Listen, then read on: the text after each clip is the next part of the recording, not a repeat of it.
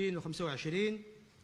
تم رصد وتداول مقطع فيديو على مواقع التواصل الاجتماعي يظهر من خلاله مجموعة من الأشخاص حاملين أسلحة بيضاء يتصدرهم المدعو هشام الوهراني حسب ما هو منشور، وهم يعتدون على شخص تحت وطأة التعذيب والضرب. تم تحديد هوية الشخص الذي قام بنشره،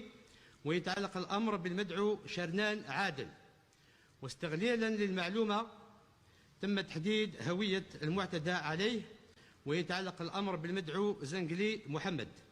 الذي تبين أنه محبوس لسبب آخر منذ شهر جوان 2025 بمؤسسة إعادة التربية والتأهيل بالقليعة في قضية أخرى، والذي تم سماعه يوم 17 أكتوبر 2025 من طرف مصالح الدرك الوطني، والذي أكد بدوره صحة الوقائع، مضيفا أنه لم يقم بترسيم شكوى ضد المعتدين وقت الاعتداء عليه. وعلى ضوء ذلك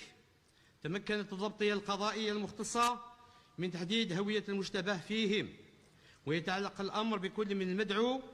قمر عبد الرحيم، تسويت محمد أمين، شرنان عادل، مادة بوعلام، قمر عادل، دهريب جعفر، عجيف آدم، الهاشمي كمال، بالطاهر أحمد، وعلى رأسهم المدعو عطية هشام المكنى هشام الوهراني الذي كان في حالة فرار. وقد أسفرت التحريات والإبحاث عن النتائج التالية: أولا، أن المدعو شرنان عادل بصفته عضوا من المجموعة الإجرامية هو الذي قام بتصوير واقعة الاعتداء خلال شهر جوان 2025،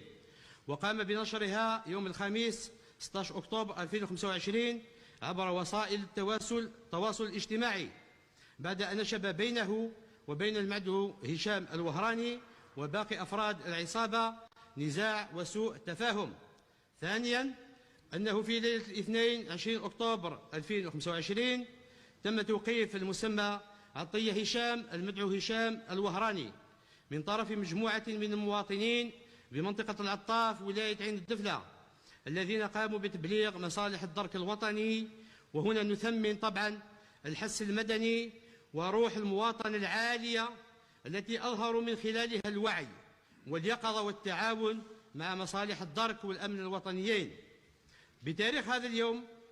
تم تقديم أطراف القضية أمامنا، والمقدر عددهم 10 أشخاص